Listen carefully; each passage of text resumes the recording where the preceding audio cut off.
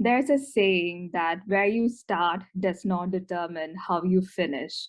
Coming from an impoverished family background, doing bachelor's and master's at a regular university, going to IISER-TVM for PhD in mathematics, graduating as the first PhD student from the maths department, moving to United States for postdoctoral studies, coming back to India as visiting scholar at Indian Statistical Institute, and now assistant professor at IIT Roorkee. A trajectory that is no short of exemplary, and we have with us the man who made this trend, Manil Mohan. Thanks for a nice introduction. Oh, no, so nice seeing you again. So, Malada, going back in time, you were my math TA once. I was in my second year, and it was the same year you graduated. I remember it was the last day of discussion. You did some questions on the board, and you were finished. You put the marker down and was making your way out of the classroom. So, my entire batch gave you a standing ovation, and I have never seen someone receive that level of acceptance during my 5 years in IISER. So, and even your life outside of IISER has been truly marvelous. Yeah. Thanks for that. Yeah. So, Malada, I have to ask you, like, your entire journey has been about a constant change in environment, which were steeply different from the other. You did your bachelor's and master's at a regular university. You come from a non-research background, and suddenly you moved to IISER, which was a research-intensive environment. How did you cope and calibrate to this change? Yeah, that's true that I have done my both bachelor's and master's from a university, especially from a college. And when I joined IISER-TVM in 2009, August, and initial days, it was very difficult for me to cope up with the system because the environment was entirely different. The people were also different. Like there were people from different parts of India. And for me, it was very difficult in my initial days because I was like always fearing to speak in English. So that was another problem for me. It was very difficult for me to cope up with the system in the initial days. And of course, I remember some incidents like one of my teachers told me that, see, this is an opportunity for you. You should take it and go forward with it. There may be difficulties. You should not care about it. After some time, you will feel that those difficulties are nothing. So that's like clearly true in my life, especially when I joined IISER, and the environment I got from IISER, it was entirely different from my university culture, from my college culture. Because in a college culture, it was like you start at 9:30 class, and up to 3:30 class will be there. After that, you can go home and you can do your work. But here it is not like that. It is like I can say 24/7 institute. So like people will be coming all the day, and they are working, and their culture also, it was entirely different. But I will say that my supervisor, he supported me a lot in the beginning, and he gave me enough confidence that I can do a good PhD, and because of him only, like I did all these things. So thanks to him.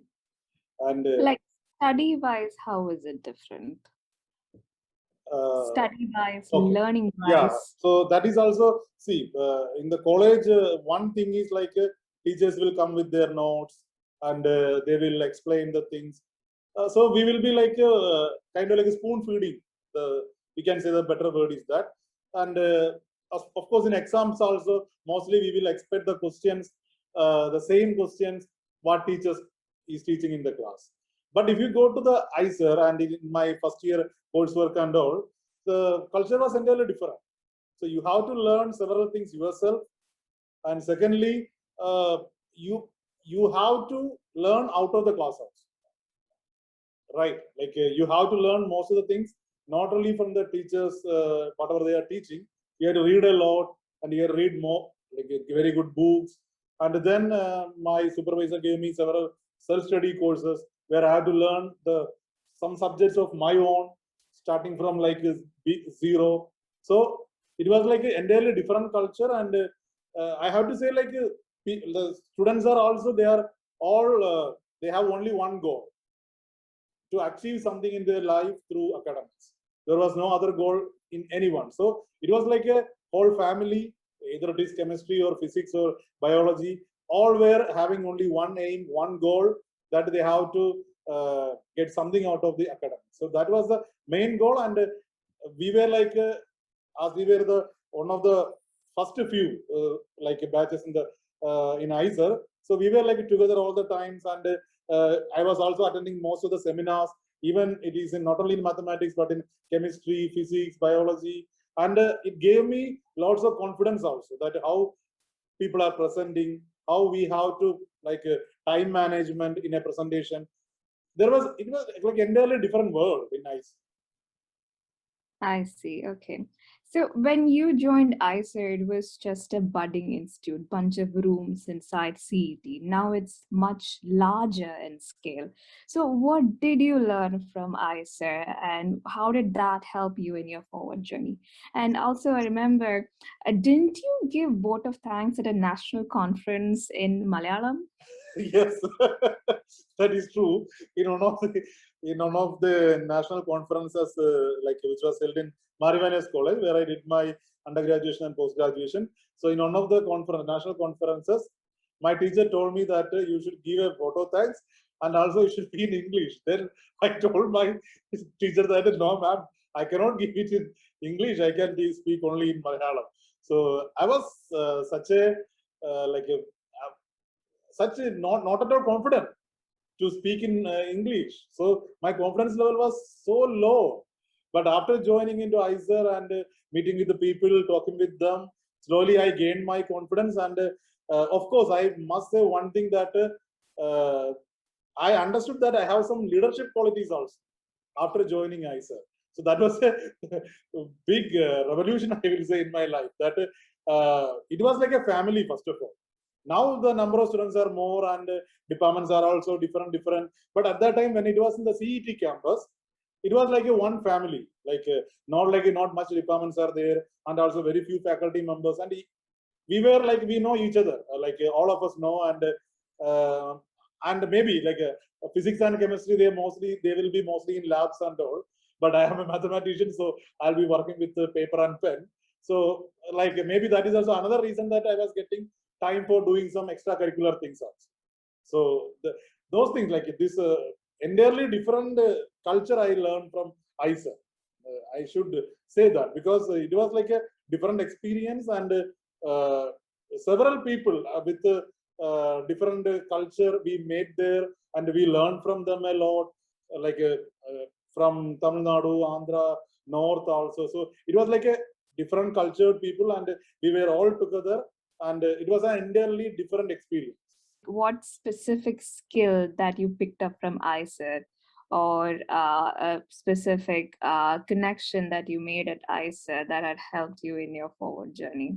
Yeah, so as you mentioned in the beginning itself, that I was a TA for several batches. So that was one of my latest experience in my life that I gained from IISER, that I was a TA for almost 5 years. In all my IISER PhD life, I was a TA for several students, and I understood that like I have I gained a lot in teaching. Especially I have to say thanks to IISER, because the way how to teach and how to interact with students, and moreover that how to finish a course in a particular semester, how time management especially, and also in research also, like professionalism. That is the main thing I learned from my supervisor as well as from IISER.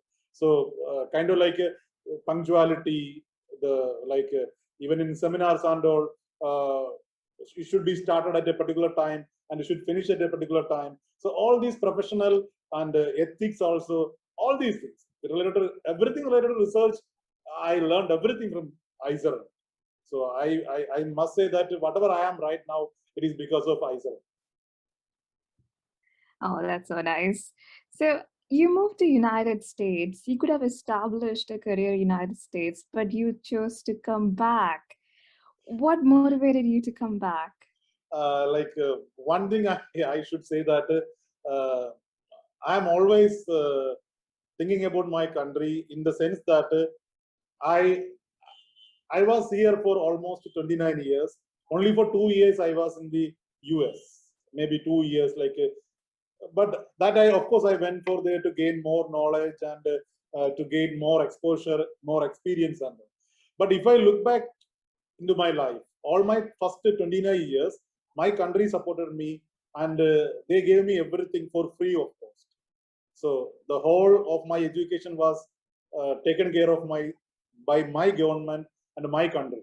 So it is my duty to serve my country. I have to give back to my country, and of course, one of my biggest aim is to motivate students, especially from universities and colleges, because I am from a university, I am from a college, and I got an opportunity, so I could do something, and I am now here. So there are several students are there. They are very good. They are very good in their studies. Maybe they are economically weak and they are not getting an opportunity, or they may get an opportunity, but they think that a job is an important thing, okay, in their life, and they will go for a job. But when they realize that no, this is not a correct path, but if I go a little bit farther in my studies, I can do better. So I want to show several students that wherever we are, either in university or college, doesn't matter. The path you choose, the opportunities you are using, that is the main. So it was my aim to come back to India and join in a good institute so that I can motivate several students, especially they are in very economically weak background. For example, I was also in a very economically weak background I came from, but somehow I could able to get into very good institutes and very good. I got much exposure and I could use the opportunity. That was the main. So I have to ask you, how are you connecting to students from normal universities? You are at a tier one institute right now. And how do you find time to connect to students from normal universities and encourage them to, do better in life and tell them that there are better opportunities out there? Like, what Yes. do you do? How do you find Yeah, time? yeah. So mostly I am giving talks in universities and colleges. So especially in Kerala, I have given several talks in the last 1 year, because now in this pandemic time, we got a very big opportunity, we can have online meetings. So that is a good opportunity, and I have given several colleges in Tamil Nadu as well as in Kerala, and giving basic talks and in particular subjects and motivate them. In that way, I could motivate some students. I agree that see, one thing I should agree that if I could have joined in a university or in a college, I could have served in a better way. I agree. But the problem with what I feel is the academic level, or the environment in universities and colleges are not that much, so that we can do some independent research. So we may get some lots of teaching duties and all. So I thought that IITs will be a good platform where I can do my research independently. I will get a very good platform here, and I can explore more things here. But if the conditions of universities and colleges improves, then I'm ready to go to a university and I can teach. I'm ready for that. But only thing is the environment should, they have to bring up very good environment for researchers, and they should recruit more actively participating researchers. And if the environment changes, of course, people will be are entirely ready to come to university and motivate students, because our universities are also having a very good legacy for the last even our university, several universities, they started in the 1900s also. So they have a good legacy, and but unfortunately nowadays university level is coming down, but somehow we have to pick those universities also, so that we can have a very good environment for teaching as well as research. I see. So you moved from United States to India. So the whole research infrastructure and work culture is very different. Like, do you ever regret your choice coming here? Do you ever feel like, hey, if I was in a different environment, I could have done better? Of course, no, because the reason is because I'm a theoretician. Because for me, pen and paper is enough, and a good environment is enough. So for me, I never regretted any of my decisions, and for me, it is the best place where I am right now. But I agree with your comment that if you take the examples of chemistry or physics or biology, where you need more equipments, where you need a lab setup, environment is needed, where you need a separate lab, where you need lots of equipments which are like costly, very costly, crores or rupees. So in that case, I agree that some people may think that choosing coming back to India may not be a good option. We should be in the abroad and we may get more opportunities and more facilities we may get. But still, I am saying like we should develop our country also. If everybody thinks that like we should stay back wherever they are, or like they should go back to they should not come back to India, then it is not be good also, because we are losing our very good brains from the country. So brain drain is always there. So people should think that we should develop our country, and even though there may be some delay, but nowadays I think mostly we are getting almost all the equipments and the space also, and also it may take some time to like improve more. Also, I agree on. So, like, to become a faculty member, what qualities do you think one must have? Like, how good should their CV be? Like, how important is a postdoc? How many research papers should they have? Like, what's the criteria? Okay, so that's a very important question also. The one thing is, at least for mathematics department, I can say that a good postdoc is a must. So here for a permanent position, the 3 years postdoctoral experience is a must, and then very good purpose, especially in PhD time as well as in postdoc time. You should be you have to show that you are able to publish very good purpose in good journals. That is one thing. Second thing is the progress must be continuous, in the sense like you should be able to publish papers in PhD time as well as in postdoc time, and you should have independent research also. What I meant by that is you should not be dependent only on your supervisor. That means all your papers should not be only with your supervisor or only with your postdoc. So you should have a variety of papers in different journals also with different people, and you have to show that I am capable of publishing independently or independent research. So for example, there may be some papers where say 10 to 15 authors are there, and if your name comes only in the 12th or 13th level, so people won't consider those papers. So you should be like a first author or second author, or like only few authors are there. So you should show your research experience, as well as you should have a very good postdoc. At least 3-year experience is needed, and you should have a very good PhD from a good institute. That is a must. And here the another criteria you can say like your whole starting from your bachelor onward, your degrees should have a very good grades, like first class in all the post graduation and undergraduation level. So academic like level should be very good, and as well as very good postdoc, plus from a good PhD from a good institute. So all these are good like criteria for. And of course, if you have some awards, patents like that, it will add up your CV, of course, no doubt. Is it a PhD from a good institute or PhD under a good advisor? Which one would have more weightage? I will say good advice, because it is all about advisor is very, very, very important, because he is the one who is guiding you, and he is telling which direction you have to go, or he is the one who is motivating you, inspiring you. So I agree that a good institute is always important, but apart from that, a good advisor is very, very important, because I have seen several like people, they after some time they are leaving their supervisor, they are joining under some another person. So there are several cases like that, because there should be a compatibility between the student as well as the supervisor. So it is very important to choose a supervisor, a right supervisor. It is very important to choose. So the choice of the supervisor is always very important. Compatibility is very important.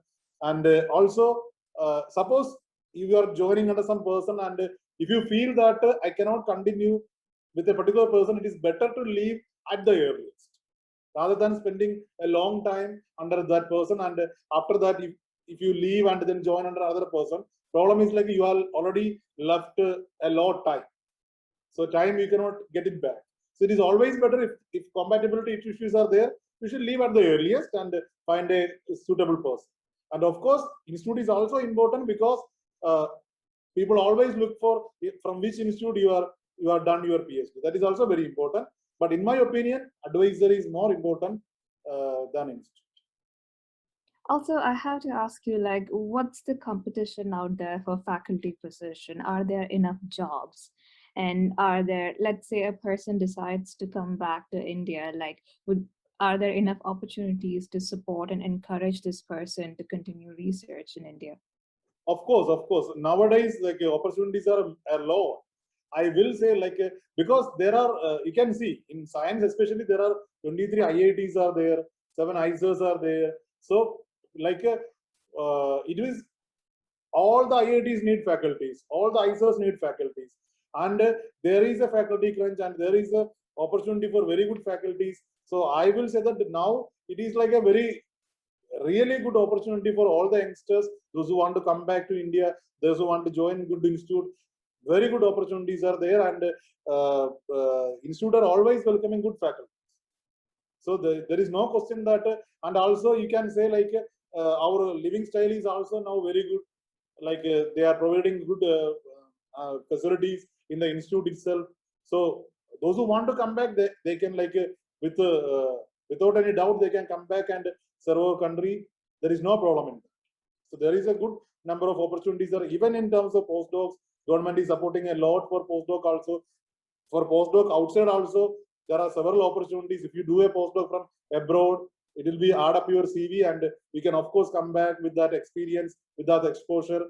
And I will say it is a very great opportunities in front of you for all those researchers. So is postdoc from a foreign university that big a deal, or can I do this in India? Would that be sufficient? In terms of postdoc, as you know, the number of opportunities in India are very less, especially if you think about very good institutes in terms of postdoc. We are having lacking in that also, from that part also. And of course, from outside, you will get more exposure. That is the main thing. I will say that exposure is the main thing. When you go to an outside university, the culture of the university, the culture of the students there, the teaching culture, research culture, so you will learn a lot. So in India, of course, you will learn a lot from the big institute. I agree on that. But if you go to a different country, you are learning a different culture also. So it is always important to learn a different culture and get a very good exposure from there. It is also very important. So I suggest that even though if you are doing a PhD from India, you should try for a postdoc from outside, or you should try for a PhD from outside, so that it will be a great opportunity for you to learn the same ideas, same things in a different level. Because once you get that exposure, always you can implement the good things, whatever you are learning there. Once you come back in India, you can always implement those things. So always you will say that you will take an example. Okay, so wherever I went, that institute, this is the culture. So you can slowly adopt their good culture here also. That is a big thing, especially in teaching and research. That is very, very big. I see. So when you returned to India, you returned as visiting scholar.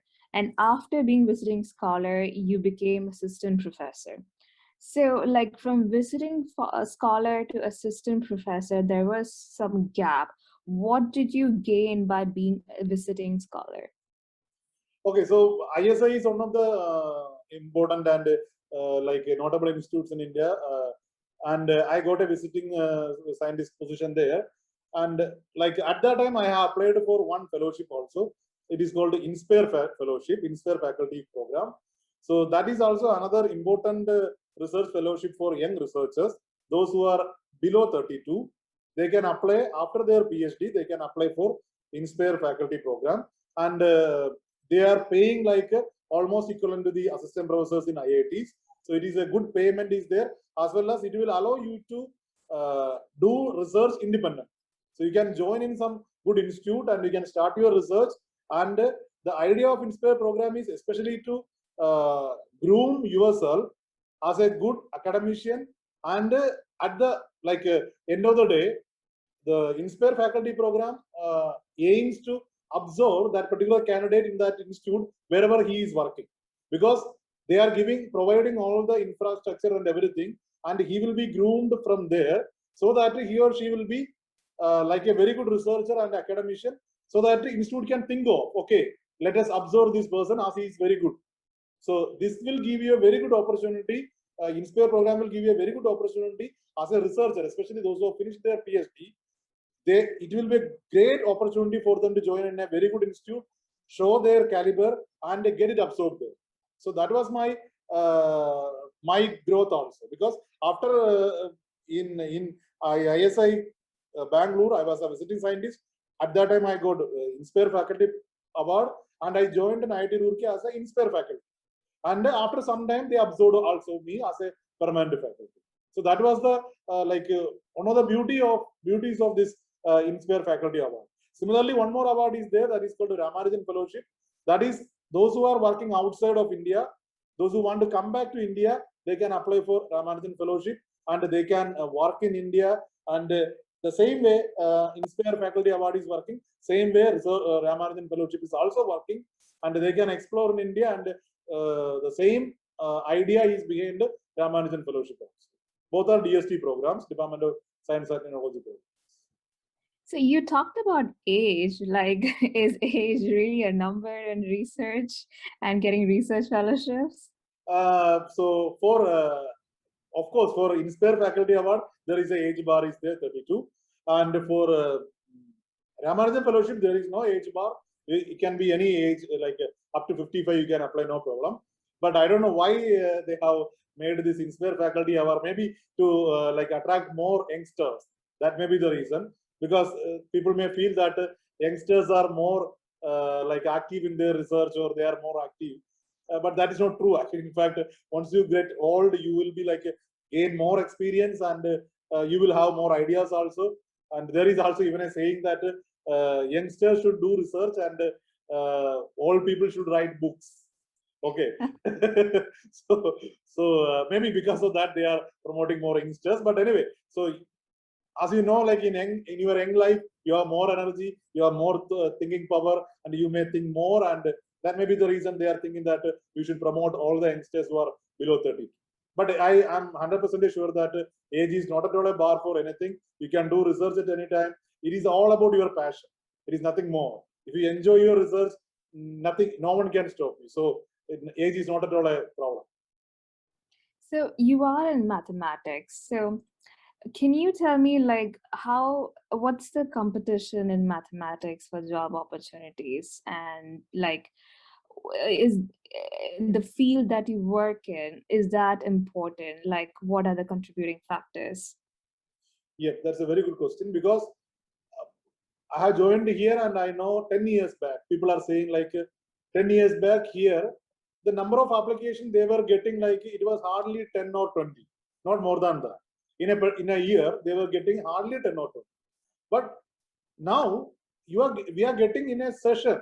I'm not talking about in a year. In a session, we are getting more than 40 applications for faculty positions. That also from very good institute, especially from IISER, TFR, ISI, IITs, lots of institutes. We are outside India also. We are getting several good applications, and it is very difficult for us to shortlist good candidates. Sometimes we may miss some good candidates also because of some shortlisting criteria also. So the competition is very tough, and the area is also very, very important. Especially in some particular areas, some institute may be lacking some faculties. For example, like I am working in probability theory or stochastic analysis, which is an area like where scarcity of faculties are there. So like in that area, if you are doing a research, you will get more opportunity, because especially in India, people are looking for more probabilists and statisticians. So like a good research in these two areas will gain you a lot. Of course, all other areas are also important, no doubt, but there are some particular areas where we are getting very less number of applications. For example, in India, I will say like in number theory, if you take, we will get very good applications like every year, a good number of applications. because a good number of research is going on in India also. But if you take some particular areas where it is hot topic, but the number of researchers is very less.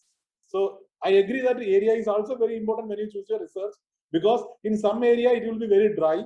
Some area there are several opportunities, but there are several people are there. In some area will be very good, but then competition will be very less. So it depends on area. Area is also truly dependent, because in an institute, suppose in a particular area, 2-3 faculties are there, then they may not look for another faculty in that particular area, unless that person is extremely good. Otherwise, they won't prefer a faculty there. But in some area, they don't have much faculties, then they will immediately say that, okay, fine, if you're getting a good application, we will consider. So area is also very important research, especially not only mathematics. If you look like chemistry or physics also, suppose in computational chemistry, you may not prefer more, very like a huge number of faculties. If you have a good number of faculty, they will think that, okay, this is enough. Similarly, if you take physics also, theoretical physics as well as experimental physics. So theoretical physics also, if you think like in particular area, we have a good number of faculties, then they may not think to expand in different directions. Okay, so always area is also very, very important, especially in faculty recruitment and all. Because I know now the system in IIT, so I can say that area is also very important. Okay, now since you know the system quite well, you've been in the system. So let us say a CV comes to you. Like, what are the things that you would like quickly look at? Yeah. So, what specific things would actually attract you towards a CV? Yeah. So one important thing I was in the faculty search committee in the one year back. So I know how the faculty recruitment is going on. So we basically look at the pedigree first of all, like from where he has done his BSc, MSc, and his grades also, are they very good, especially PhD, from where he has done his PhD, and then postdocs also, what are the research experience, whether that person is having good experience in research, whether he is able to publish independently, especially in in mathematics and all, if you are publishing a single author paper. So we will give more importance, because we know that, okay, that person is able to publish something independently in a good journal. Of course, the next is the journals also. What are the journals they are publishing? We will look for the we have some MCQ score or like impact factors. There are several criteria to judge, so we will look for that also. And after that, we will call for a talk actually. So this is also a huge process, in the sense like first is the shortlisting. Once the shortlisting is over, the department will call for a departmental talk. So after that talk, there will be another evaluation committee from the professor level or from the faculty level. There will be some evaluation, and it will be then going to the institute level. There will be discussions. After that, once all these criteria are passed, then only institute will call for a interview. So once they are passed in the interview, then only they will get a offer letter. So it is like not a very easy task also. It is, there are several procedures are going. So one should have good CV, in my opinion, to get a call. That is very, very important. So it is really competitive, no doubt. Wow. So I also have to ask you, I think it's a very important question. So basically, students, especially grad students, are known to have poor mental health. And I'm pretty sure when you were a grad student, you must have like faced a lot of situations, and you must have known any of your colleagues or coworkers going through some things. So like, what would you say, like how to deal with stress and how to make sure that we are of sound mind while we are doing our research? Yes, it is a very important question also, because as in any other field, like this mental stress, mental tension, this is same in any field. For researchers, especially for research, I will say it is too much, because the one thing is the time. So you have to finish your work within a specified time period. So I have a question. Didn't you once thought of quitting PhD at some point? yes. I am coming to that point also. Yeah. So in my initial days, I was thinking like I was kind of like very difficult for me to cope up with the system. Because as I mentioned in the beginning also, I was from the university system where I was going to college at 9:30, coming here to home at 3:30. So it was like a routine in my life. But when I went to a 24/7 institute and when I started my studies, it was very difficult for me to like cope up with the system. Then I was thinking I should quit the PhD and I should go back to my college and just to teach as a usual teacher. Because in my college time, my biggest dream was to become a college teacher, nothing more than that. So that was my biggest aim. And even I gave some interviews also in 2-3 colleges, but luckily I didn't get selected. So that was a luck for me, because that's why I could do PhD, and after that I can. So you did not get you did not get faculty position at your home institute, I mean Yes. home university, and Yes. that motivated you to PhD. Yes, Oh, that is true. Because I appeared for 2-3 interviews and I didn't get selected in colleges at that time. And then, like even I appeared in my own college also, and I didn't get selection. But I was not never like I was never unhappy or something, because I didn't get. Okay, fine, somebody else got. But if I could have got, then I cannot sit here and I can talk with you today.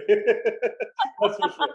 So that was that's why I told it was lucky for me that I didn't get selected there. It was blessing, in fact.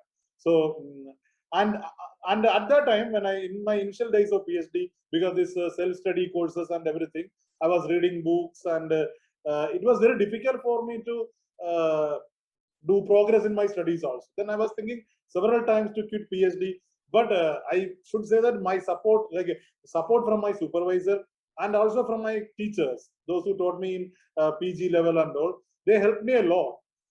I should say that I worked in 2 colleges as a guest lecturer also in my after my PG. From there also I got like a really good support.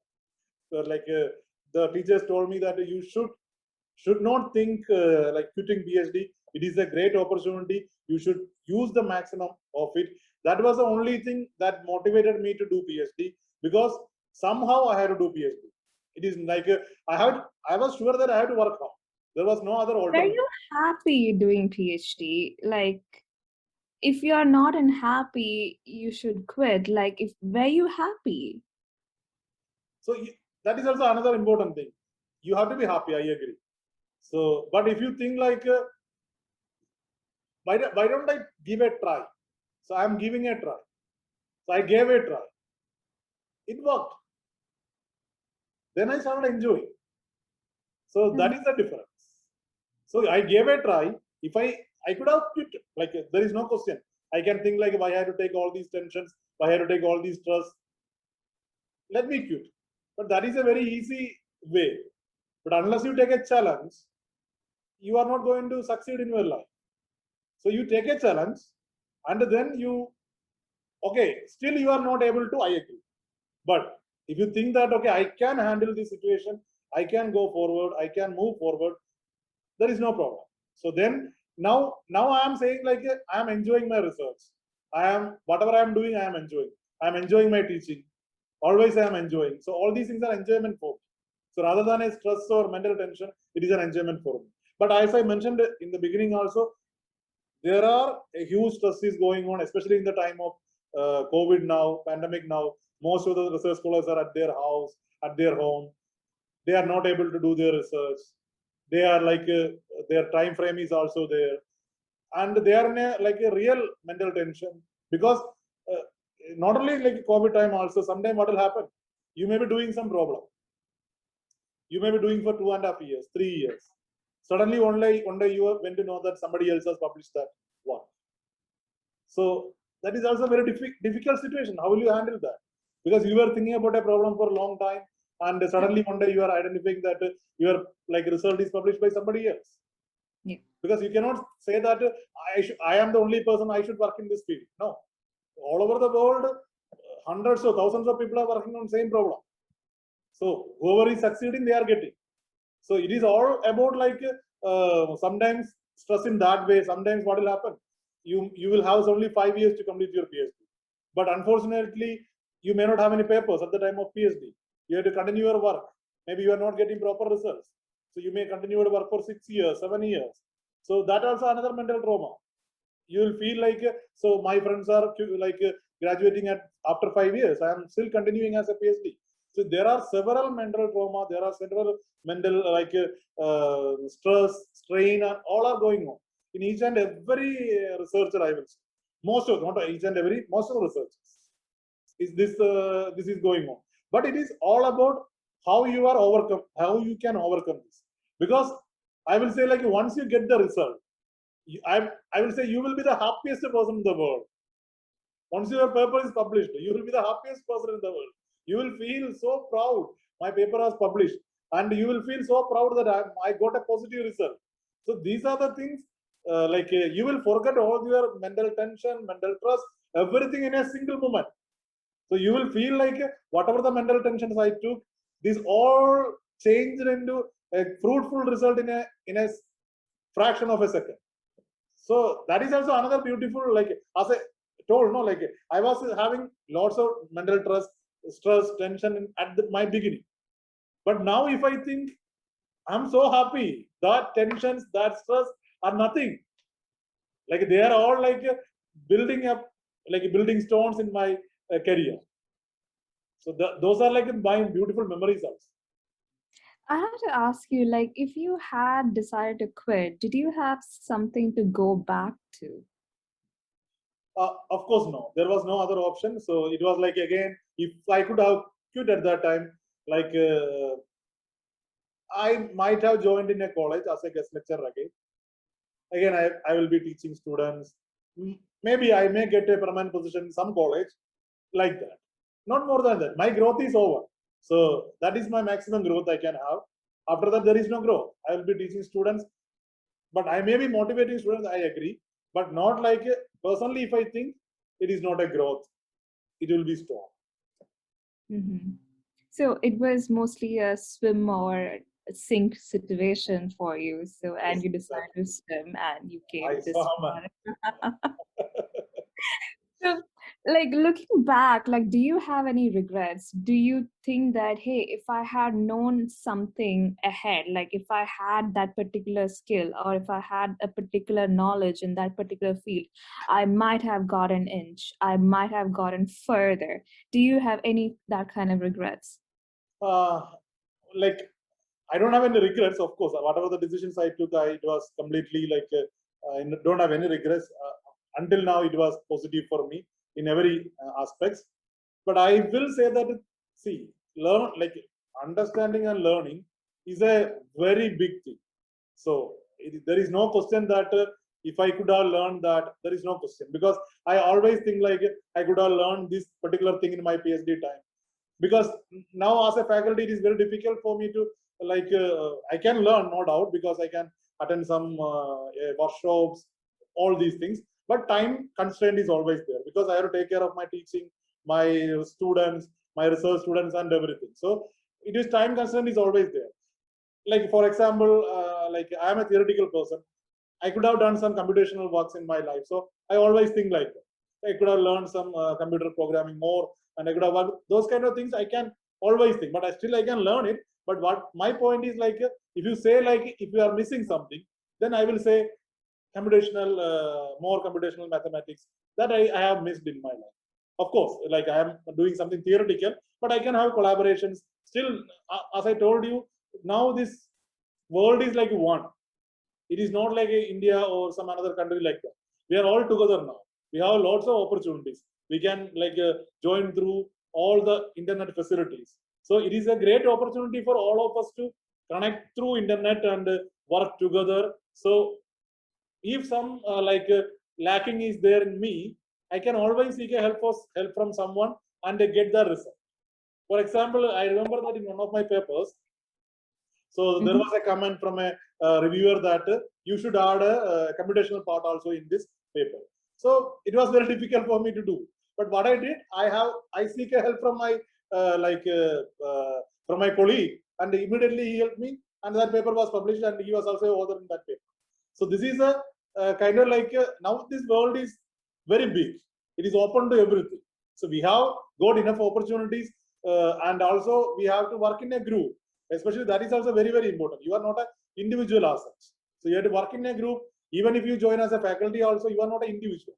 You have to work in a group, you have to cope up with the system also. So it is also very important to have collaborations with the several people, different areas also. So in that sense, I am lucky enough that I can seek help from others and get new ideas, learn new things. Yeah. Nice. So, like, we are coming towards the end of this interview. So I had to ask you, like, what advice would you give to young researchers? So for young researchers, I have only one advice I will say. If you are determined that you will do research, so you should do research. Whatever the constraint you are having, there may be a good job that fascinates you. There may be another opportunity. You will think like it may be better for me.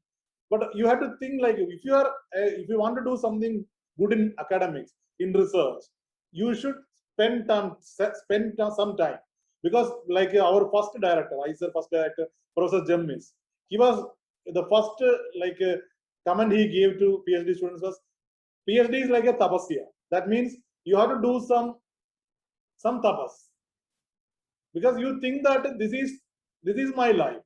With this, I am going to gain everything, and with this, I will be known for. So that is the main thing. Once you determine like that, then no one can stop you. And if you have any difficulty, any problems, always share with your friends. Always share with your supervisor. If it is difficult to share with your supervisor, share with your friends, saying that, okay, I have this difficulty. So what I can do, what I have to do. Of course, because there are different kind of friends, and they will always be ready to help you. Never be alone. Never be think that I am doing everything myself. See, as you have also told you in the beginning that I was the only mathematics student at that time. In the mathematics department, I was the only PhD student. There was no one for me to talk to. There was no one for me to discuss. But I got a good number of friends in mathematics, not only in not in mathematics, but in physics, chemistry, biology. I shared everything with them, like my problems, what are the problems I am facing, like even I have some mental stress. I discussed with them. So it was like kind of very good environment where you are sharing your personal things also. So that never think quitting something, or you just leave because it is not my interest. Nothing like that. If you are interested in particular area, find a good faculty there, join under that faculty, do a good research. But if you are not compatible with their faculty, be ready to quit at the beginning itself and join under a person who is more compatible with. So take decisions thinking 2-3 times, and if you are able to survive the system, okay, you survive it.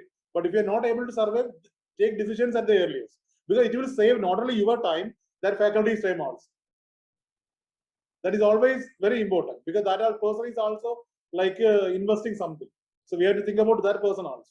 So for both benefit, I will say that you should, if you are not compatible, quit early. But I will say, if you are determined, go for it. Never think backward. Never think that I cannot do. Everything is possible. If you are determined, everything is possible. That's what my only advice. Oh, nice. So thank you so much for joining us today, Valeta. So good to see you Thank you so much again. for your time and patience. Thank you.